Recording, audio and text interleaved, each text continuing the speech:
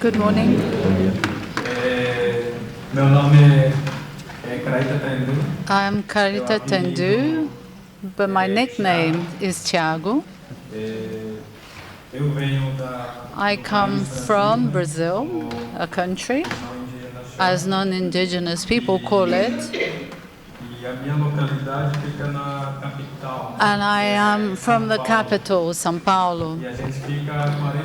And we are 40 kilometers from the center of São Paulo, which is a city similar to London.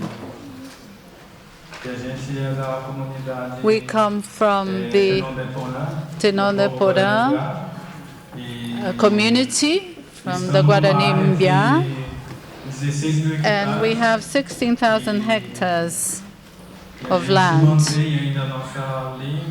We still maintain our language, our traditions, and the way that we plant.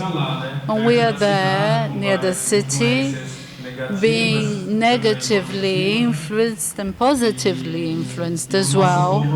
And our people is concentrated in the Atlantic forest from Rio Grande do Sul in the south of Brazil to Espírito Santo. In the Amazon as well, we have a number of 2 or 3 communities, Guarani communities there too. And I'm going to talk a little bit about our lands, our territory, and how we are suffering, how we are living. We don't see the land as our property. We don't see land as with an economic value, but we are part of it. We need to help the land to be balanced so that it can work, and that's how we live. The way that we understand land is as a unit. There is no division, as our sister has said. There's no borders, which were put by a system that is not ours, and we're trying to adapt so that we can understand the system that is not ours. We are very large people in Brazil, very big. We are also the people who have less land that's being recognized by the government because we're very spread out, and we struggle to ensure our small bits of land in places where we were present for a number of historical processes that we went through since the 1500s. We've been persecuted politically, religiously, and we were going back and further back. And when we see that when we go back to our land, our terroir, there are other owners. It becomes private property. Farmers are there. So we have all these political and land pressures within our territory. And I just wanted to remind a certain point in the military dictatorship times in Brazil in 1964, when we were expelled from our territories because it was a free-for-all in a very cruel way, the exploration of agribusiness in Brazil. That's when they most forced people into our lands.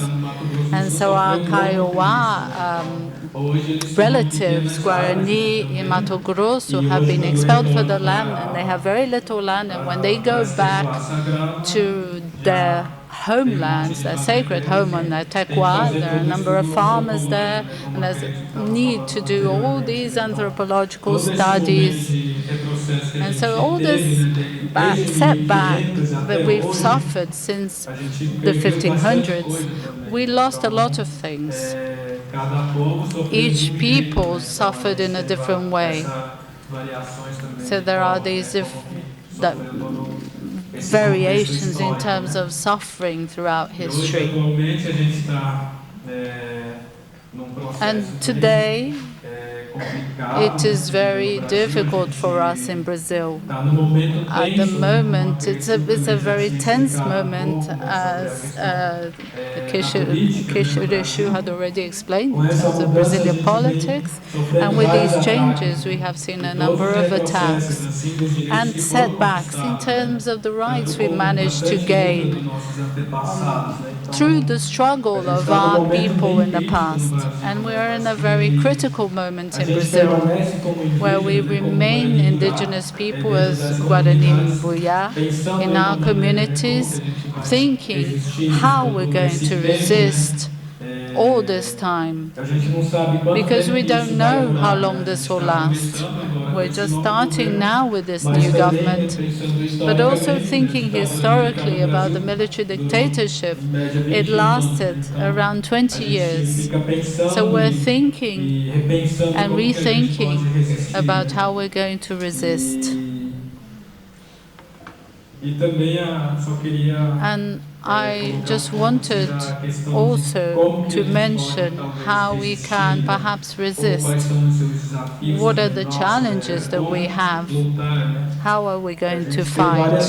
There are a number of ways that we can fight, because we're within the system that is not ours, and we have to appropriate the system to be able to fight outside our communities in this moment. Like here, being here is so important for us to be able to contribute and give you information. In São Paulo, we close the main avenue in São Paulo, Avenida Paulista, the wealthiest thoroughfare in São Paulo. We protest, we make campaigns, but the most important thing of how to fight and how to resist is in the grassroots, it's in the communities. It's taking over ourselves in land, to reforest lands that have been attacked by non-indigenous people. And this is the process that turns us into indigenous people, that makes us resist to continue fighting. And one of the things that we've been doing is exchanging to be able to reforest the land that has been deforested. So now we occupy these lands. In this land of 16,000 hectares, we're replanting a number of plants, because first they had pine and eucalyptus, or they were land for pasture. So we are reworking to bring back the native forest into our region. This is how we resist. This is one of the ways that we contribute and resist.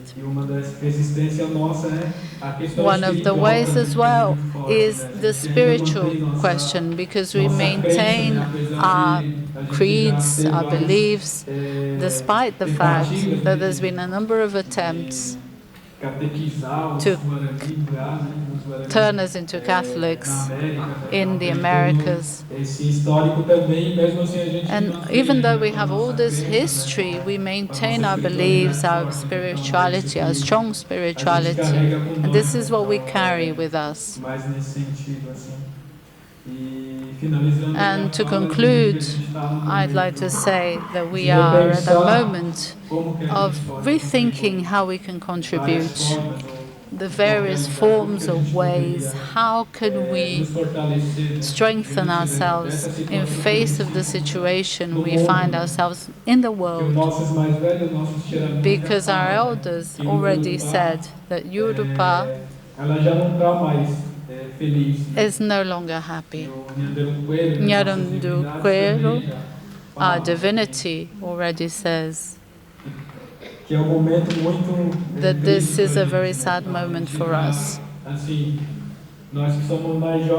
Us younger people, we always ask, despite this critical moment, that we want to care and we want to live in this land, and that other generations can live here too. This is what we ask for when we pray, when we do our ceremonies, to strengthen ourselves and to live a message that the struggle belongs to everyone. It's not just for one people or one community, but in a general context, it belongs to all of us, because we are one people, we belong to this planet, and this is a struggle that belongs to everyone.